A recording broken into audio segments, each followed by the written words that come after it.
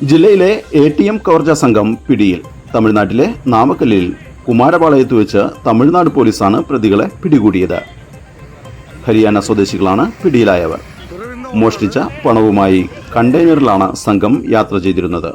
തോക്കുകളുമായി സഞ്ചരിച്ചിരുന്ന കവർച്ചാ സംഘത്തെ cinema style പോരാട്ടത്തിനൊടുവിൽ ഏറ്റുമുട്ടലിലൂടെയായിരുന്നു police കീഴ്പ്പെടുത്തിയത്. ഏറ്റുമുട്ടലിൽ കവർച്ചാ സംഘത്തിലെ ഒരാൾ കൊല്ലപ്പെട്ടു. ഒരു പോലീസുകാരന് പരിക്കേൽക്കുകയും ചെയ്തു. മോഷണ സംഘം സഞ്ചരിച്ച കണ്ടെയ്നർ നിരവധി വാഹനങ്ങളെ ഇടിച്ചിട്ട് നിർത്താതെ പോയി. നാട്ടുകാർ പോലീസിനെ വിവരം അറിയിച്ചു.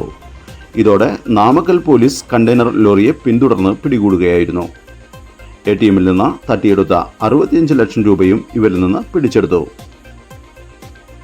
തൃശൂരിലെ വിവിധയിടങ്ങളിൽ വെള്ളിയാഴ്ച പുലർച്ചെയാണ് ATMകൾ കൊള്ളയടിച്ചത്. മാപ്രാണം, കോലഴി, ഷൊർണൂർ റോഡ് എന്നിവിടങ്ങളിലെ ATMകളിലായിരുന്നു കൊള്ള. പുലർച്ചെ 3-നും 4-നും മധ്യയായിരുന്നു സംഭവം. കാറിലെത്തിയ സംഘം ഗ്യാസ് കട്ടർ ഉപയോഗിച്ചാണ് ATM കൊള്ളയടിച്ചത്. മാപ്രാണത്തു നിന്ന് 30 ലക്ഷം, കോലഴിയിൽ നിന്ന് 25 ലക്ഷം, ഷൊർണൂർ റോഡിലെ ATMിൽ നിന്ന് 9.5 ലക്ഷവുമാണ് ഇവർ കവർന്നത്. വെള്ളക്കാറിലാണ് സംഘം എത്തിയതെന്ന് CCTV ദൃശ്യങ്ങളിൽ വ്യക്തമാകുന്നു.